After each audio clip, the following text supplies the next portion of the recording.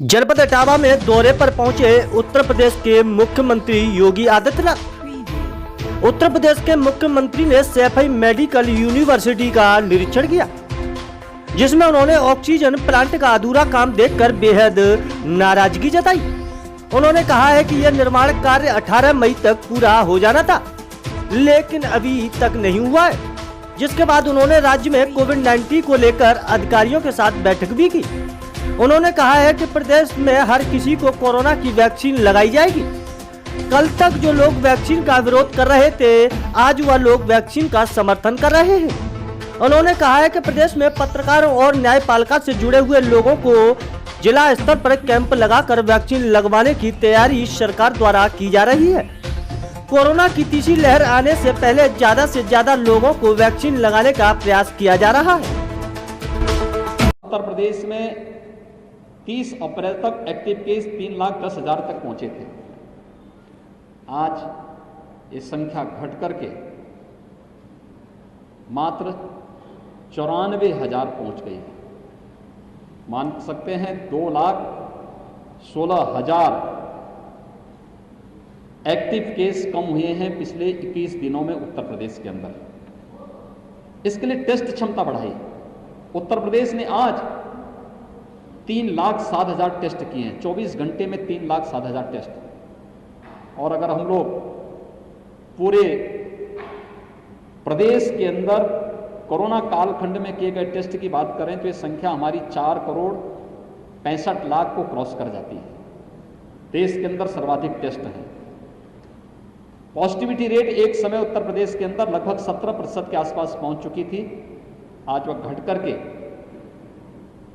2.4% के आसपास है।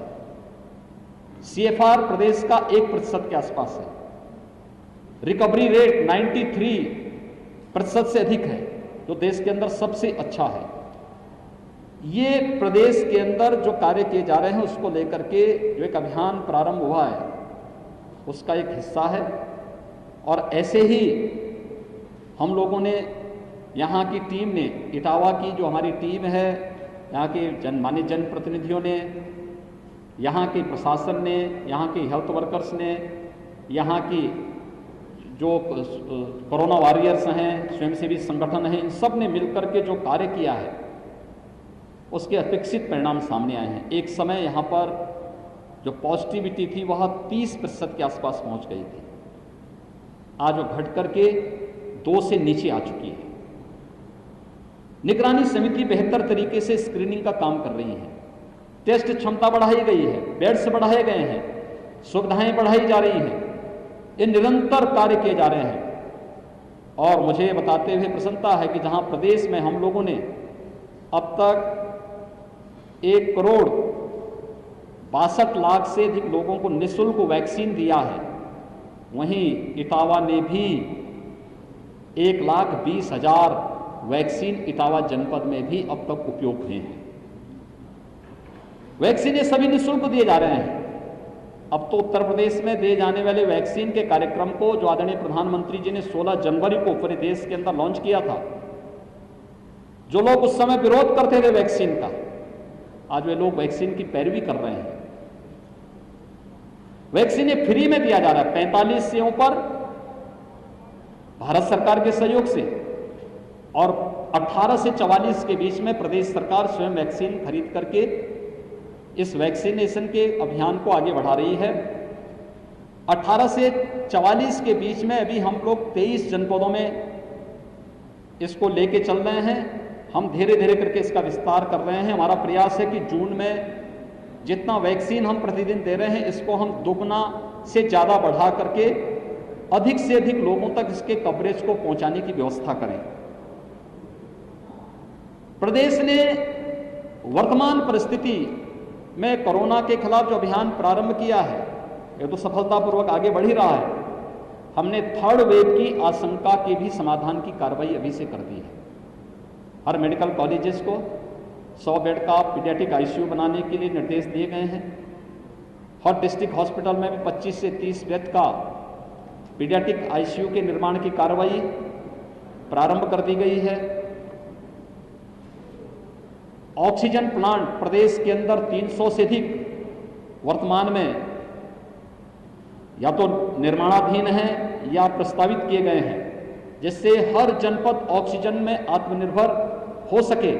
इस कार्रवाई को सफलतापूर्वक आगे बढ़ाने का कार्य किया जा रहा है। भारत सरकार का इसमें बहुत बड़ा सहयोग हो रहा है। फर्स्ट वेव की तुलना में ऑक्सीजन की आपूर्ति ज़्यादा होने के कारण, ज़्यादा मांग, डिमांड ज़्यादा होने के कारण आपूर्ति के लिए भारत सरकार के सहयोग से ऑक्सीजन एक्सप्रेस चलाई गई।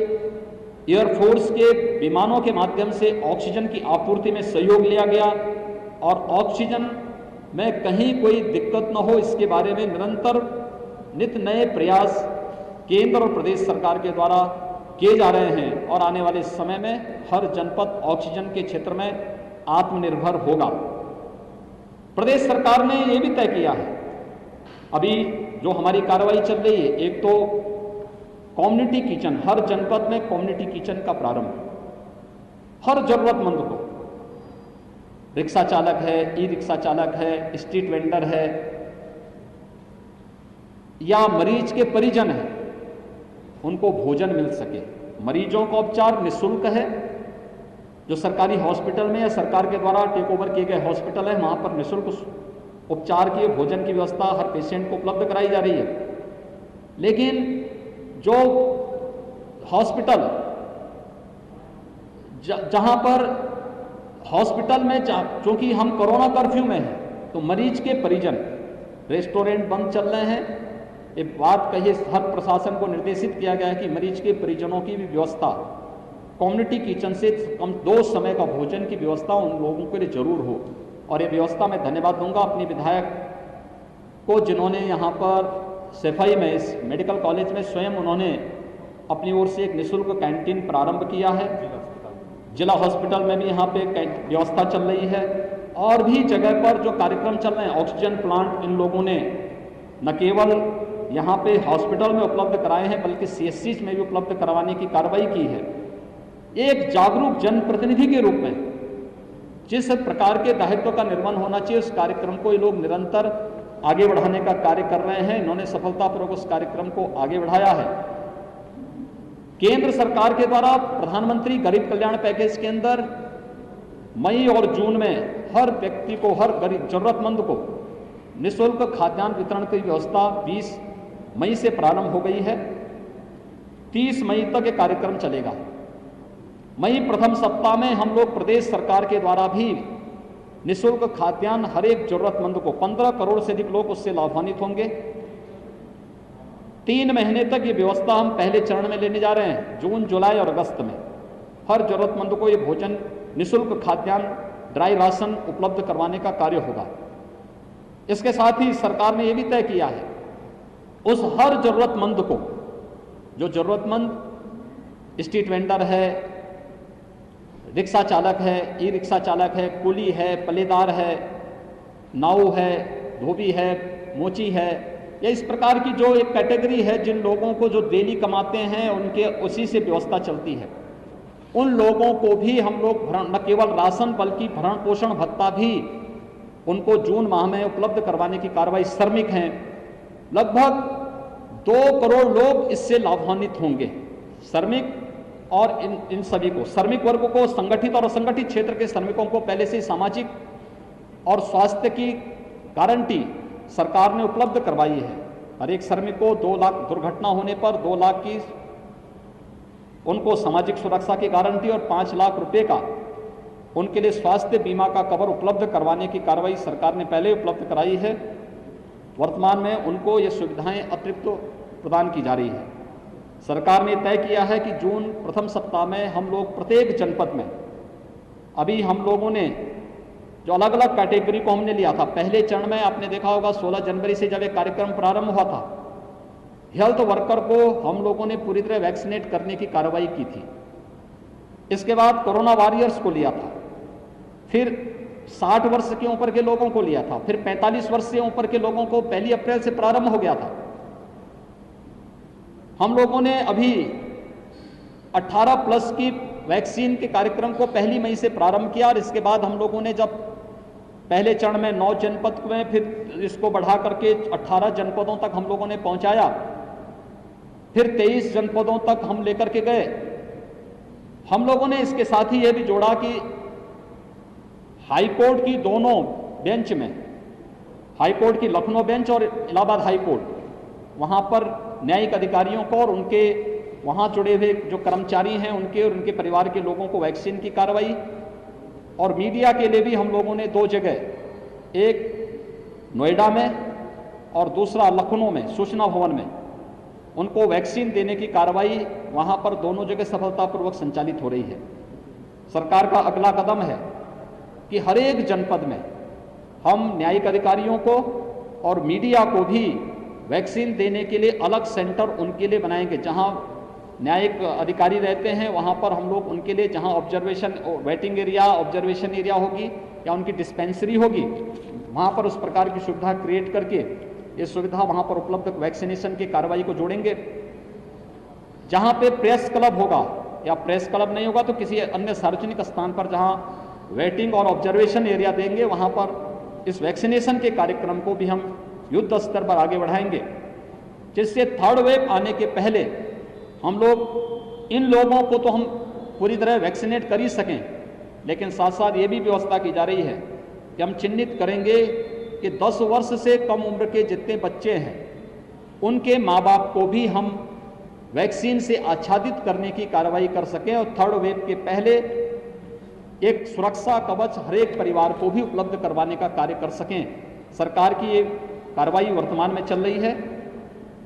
इटावा के अंदर यहाँ पर हमारे जनप्रतिनिधिगण, यहाँ का प्रशासन, स्वास्थ्य विभाग, सभी लोग मिलकर के एक टीम भाव के साथ काम करते हुए कोरोना की सेकंड वेव को, जिसके सामने दुनिया की बड़ी बड़ी ताकतें पस्त होती हुई दिखाई दी, लेकिन वहाँ पर यहाँ के सभी लोगों ने मिलकर के इस कार्रवाई को शासन के साथ मिलकर के पूरी मजबूती के साथ आगे बढ़ाया है। और मेरा विश्वास है कि सेकेंड वेव पर हम पूरी तरह नियंत्रण करने में इस महीने के अंत तक काफ़ी हद तक सफल हो जाएंगे।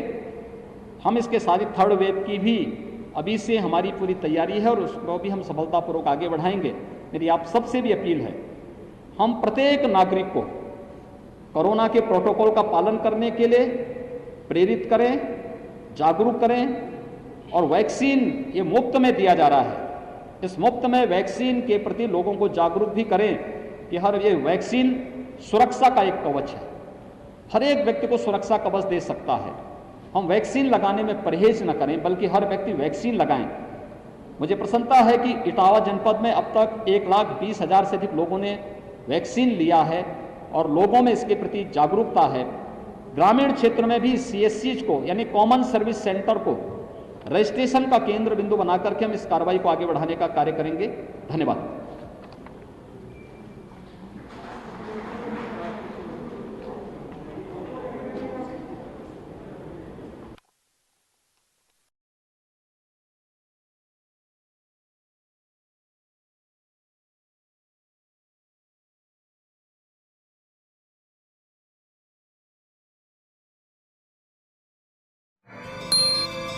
AG24 News।